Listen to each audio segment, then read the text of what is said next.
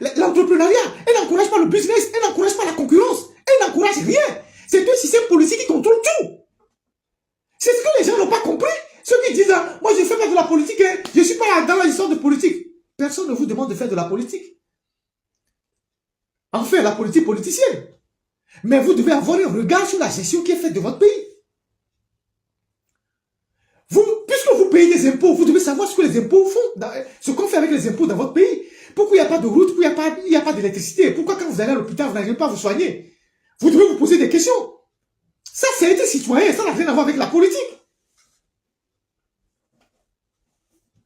Donc aujourd'hui, nous devons nous mobiliser pour que le Togo... Moi, je ne suis pas engagé dans cette histoire pour devenir ministre ou pour devenir quoi. Je vous ai dit que depuis que moi je suis rentré dans la lutte politique, j'ai plein d'amis qui sont devenus ministres. Des gens, des amis de lutte. Des gens avec qui on partageait les maquis. On était des maquisards. Certains sont encore en fonction. Comme préfet un peu partout. Mais moi, je ne les ai pas suivis. Moi, je souhaite que notre pays soit un pays normal. Un pays normal, où les jeunes peuvent entreprendre, où les gens peuvent aller revenir, où l'accès à la fonction publique, l'accès à certaines choses ne sont pas liées par le népotisme, le tribalisme et tout. Qu'on ait un pays normal. Tout ça ne va jamais finir, mais qu'on réduise ces comportements. Qu'on soit un pays normal. Que des gens viennent investir chez nous. De vrais investisseurs, pas des mafieux. Et que la dame qui va coller au bord de la route, si elle prend 1000 francs et que le soir, elle gagne 10 000 francs, elle est tranquille à la maison. Elle dort tranquillement. Et que si quelqu'un amène un business dans le pays, on ne le détruit pas parce qu'il n'est pas dans un parti politique. Là, les gens sont étouffés. Les gens sont étouffés. Que ce soit dans les marchés, dans la vie de tous les jours, les gens sont étouffés. Même le Zémidia est étouffé. Et nous disons qu'on a moué. Les gens sont en train de suffoquer. Pendant ce temps, la minorité est au caviar, au champagne. Et les gens sortent l'argent du pays tous les jours. Mais vous avez suffisamment volé de l'argent. Mais ouvrez le pays pour que les autres aussi puissent vraiment vivre. Vous dites non.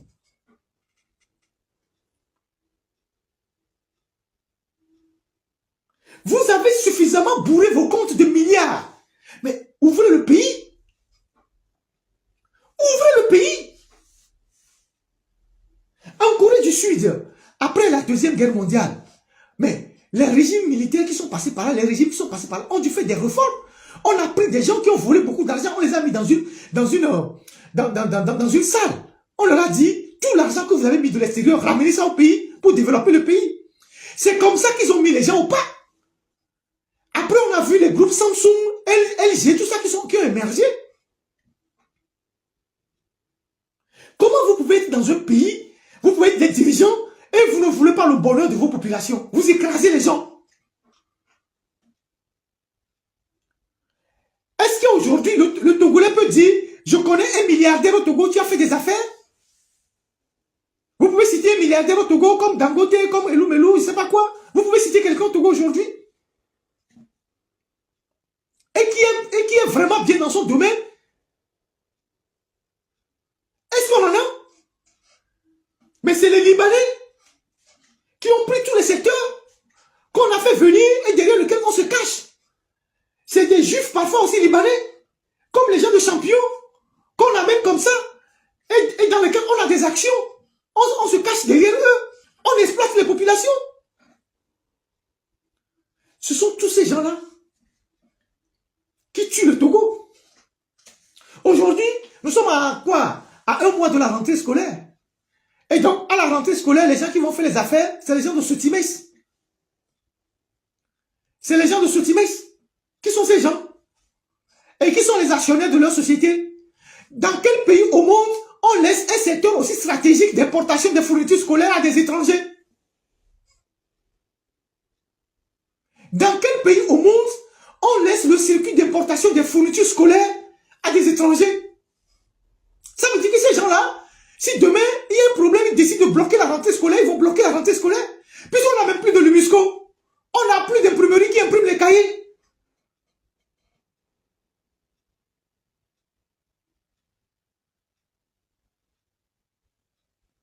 On n'en a plus. non? Sotimès, les gars qui se sont développés un peu partout dans la zone de Fréau Jardin, là. C'est Sotimès, non? Je ne sais pas si je me trompe. Comment, dans un pays où les gens réfléchissent, on peut laisser un secteur aussi stratégique d'importation des fournitures scolaires à des gens qui ne sont pas sous le contrôle de l'État? Dans quel pays on voit ça? Ou l'importation des aliments au groupe Sames. Le groupe Sames, c'est la maison mère de Champion. C'est eux qui contrôlent le pays, du sud jusqu'au nord. Si demain, ces gens-là, pour une raison ou une autre, ils décident de paralyser le Togo, ils vont paralyser le Togo. Et nous avons des gens dans le gouvernement, des intellectuels, des universitaires, des gens de certains niveaux. Parce que tous ces groupes que je suis en train de citer là, Sames, Champion, Sotimès, nos dirigeants ont des actions dedans. En fait, c'est pour eux ces sociétés-là. C'est pour eux ces sociétés-là. Ils sont dedans. Vous avez cru que les gens qui sont à Lomé, vous avez cru que Champion s'est développé du jour au lendemain comme ça à Lomé et a investi tous les quartiers? Non, c'est eux. C'est eux.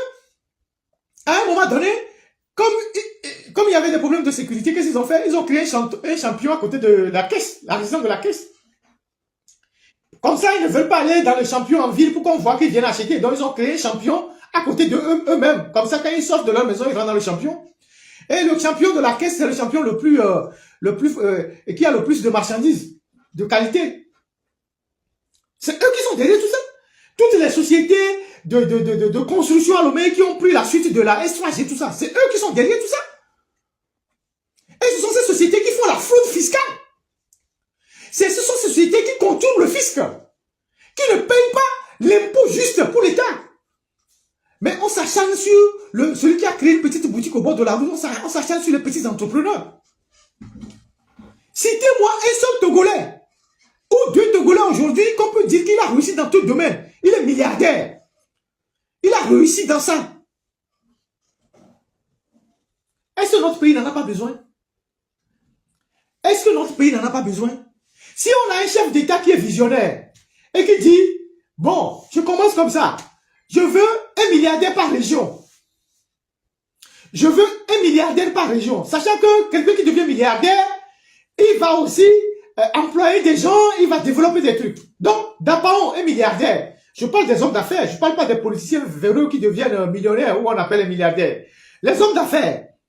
Donc, on confie tel secteur à tel gars, il est de Dapao. On confie un autre secteur à tel gars, il est de Kara. On confie ce secteur à quelqu'un d'Atakpame. On confie tel secteur à quelqu'un de Palimé. Un secteur à quelqu'un de Lomé, ou bon, des gens, dans 10 ans, ces milliardaires vont générer d'autres millionnaires. Et le pays va se développer. Aujourd'hui, on a une grande diaspora. On a plusieurs millions de Togolais à l'extérieur. On n'est même pas capable de construire une ville nouvelle sous l'impulsion de la diaspora.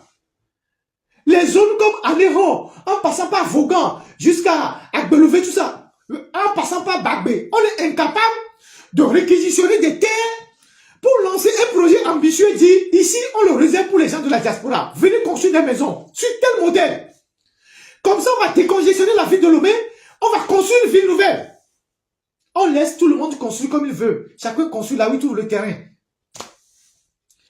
Nos frères de Sokodé, qui sont nombreux, qui sont partis nombreux très tôt, on n'a pas eu l'idée de dire à Sokodé, on construit une ville nouvelle, à côté de l'ancienne ville. On invite tous les thèmes qui sont à l'extérieur à acheter des terrains, l'État garantit la sécurité, on construit une nouvelle ville à Sokodé. On crée une dynamique interne de développement. Rien. Après, on dit qu'on a créé le HTCE, diaspora, des histoires comme ça. Parce que on ne veut pas que les gens s'épanouissent dans le pays. On ne veut pas que les gens se développent dans le pays. On ne veut rien. Conséquence, vous avez Lomé qui s'agrandit dans l'anarchie. Aujourd'hui, Lomé a fait presque la jonction avec Anéron, dans l'anarchie totale. On n'a même pas réservé des espaces là-bas pour construire peut-être une ville nouvelle, des cités, rien. Lomé Diablé, dans l'anarchie totale. Lomé Agbelouvé, dans l'anarchie totale. Actuellement, c'est Lomé Wepé vers Badia, dans l'anarchie totale. On a des gens qui gouvernent le pays. Vous allez à Accra, on va vous définir les quartiers, Centraco, ceci, Sakumono, tout ça là. Et ce sont des quartiers que des gens ont construits. Des quartiers huppés que les gens ont construits. Et quand on s'est appuyé sur la diaspora, les joueurs, tout ça, ils ont délimité les quartiers. Et la ville s'est agrandie comme ça. Et la ville est devenue propre. On a fait des routes un peu partout. Au Togo, tu vas entendre quelqu'un dire, ah, nous chantier de la Bavi. Voyez, moi, que ma soeur, c'est des conneries comme ça. Alors, les Tougons, quelqu'un nous tombe la filée. Je suis quelque part là-bas. Il n'y a pas de route pour aller. Ou bien, je suis vers les Bassito ou à Pessito. C'est des choses comme ça que tu vas entendre. Il n'y a pas de route pour aller. L'État qui a un ministère de l'urbanisme et un ministère de la planification n'a pas été capable d'anticiper. Aujourd'hui, même à Lomé, il n'y a pas de cimetière. Il n'y a plus de cimetière. Tous les cimetières sont remplis. Quand vous leur posez la question, est-ce que vous allez créer un cimetière dans 6 mois? On ne sait pas, parce qu'il n'y a pas d'espace. Il n'y a pas d'espace. Il n'y en a pas. Donc, les gens construisent comme ils veulent. Et du coup, la ville, elle s'agrandit, mais elle s'agrandit dans l'anarchie et dans une architecture de désordre. Mais quand vous êtes dans une ville et que quelqu'un construit sur un quart de l'eau, quelqu'un construit sur un eau, quelqu'un construit sur... Mais à Lomé, il y a des gens qui sont sur leur étage, ils voient des gens qui sont en bas et ils sont là. Quand ils se lavent là, quelqu'un à l'étage, il voit l'autre dans sa douche. Parce que la douche n'est pas couverte. Donc, il n'y a même pas un plan, un schéma pour dire dans tel quartier, on veut que les maisons soient de telle taille. Il faut une architecture comme ça. Tout se fait dans l'anarchie. Et comme Lomé, c'est une ville qui est enserrée entre les frontières et les plans d'eau naturels, comme la vallée de Dieu et tout ça, la ville a du mal à s'agrandir. Et s'agrandit dans l'anarchie totale. Conséquence, on a les inondations, on a tout. Donc, une dictature, ça coûte énormément. C'est beaucoup d'argent. Et ça retarde un pays. Ça retarde un pays parce que l'objectif de celui qui tient le pouvoir autoritaire, c'est de conserver le pouvoir par tous les moyens. Donc, il sacrifie l'argent de tout le pays pour la conservation du pouvoir. C'est pour ça qu'au Togo, il faut qu'il y ait un changement. Pour que les Togolais respirent un peu. Les gens ne veulent pas le changement parce qu'ils veulent devenir ministre ou président de la République. Les gens s'en foutent. Les gens veulent faire leur affaire. Ils veulent aller revenir. Aujourd'hui, il y a beaucoup de gens qui sont dans la diaspora. Ils ne peuvent pas rentrer au Togo. Les gens ont peur. Ils ne peuvent même pas aller rentrer, voir leur famille, voir leur maman, voir leurs parents. Et pourtant, ces gens, peut-être qu'ils n'ont rien à voir avec le pouvoir. Peut-être qu'ils ont donné juste un avis, quelqu'un les a sabotés, ils sont sur une liste rouge. Ça ne peut pas continuer comme ça. Donc, il faut que le Togo change. Puisque ceux qui sont là ne veulent pas changer, ils ne veulent pas devenir des gens modernes, ils ne veulent pas basculer le pays dans le chemin de la modernité, il faut qu'ils partent. Pour leur simple bonheur, il ne faut pas bloquer des générations. Il ne faut pas détruire l'avenir des générations. Donc, c'est ce combat-là que nous menons. C'est ce combat-là que nous menons. On n'est contre personne. C'est pour ça que moi, quand je lis dans certains documents, on dit, ouais, Ferdinand, il a une haine contre le pouvoir. Qu'est-ce que vous appelez haine? Mais vous qui tuez les gens, vous appelez ceux qui vous critiquent des haineux, vous tuez des gens, vous détruisez la vie des gens, et ceux qui vous critiquent, vous les appelez haineux. Si on voulait vraiment mettre de la haine ou la passion, parce que la haine c'est la passion. Si on voulait mettre la passion dans notre raisonnement, les choses qu'on sait sur vous là, mais on va dire beaucoup de choses. On n'a jamais dit même 10% de ce qu'on sait, de ce qui se passe au Togo. Toutes les pratiques qui se passent au Togo, qui heurtent les mœurs. Si on commence pas à parler de ça, oui, vous pouvez dire, oui, on rentre dans la vie privée. Encore que la vie publique, la vie privée d'un homme public, la frontière est difficile à tracer. Si on rentre dans ça, vous pouvez dire que bon, on vous en veut parce que vous avez une vie privée, tout ça, que c'est pas normal. Moi, je suis un journaliste. J'ai aussi le devoir de respecter l'éthique et la déontologie, même si quand j'aborde un sujet. C'est une obligation. C'est pour ça que je ne m'associe pas, je ne me mélange pas aux autres. C'est-à-dire, influenceurs, tout ça, non. J'ai dit non. Parce que je reste journaliste. Je fais une analyse de journaliste. Donc, je connais les limites de mon travail. Même si je peux dire, je suis sur une plateforme ou bien je suis sur un réseau qu'on ne sanctionne pas. Je ne peux pas me permettre de tout dire ou de dire tout et n'importe quoi. Même si je le sais. Donc, personne ne vous en veut. Personne n'a aucune haine contre vous. C'est vous qui détruisez l'avenir de tout un pays et des jeunes. On vous rappelle juste les résultats de votre gestion catastrophique.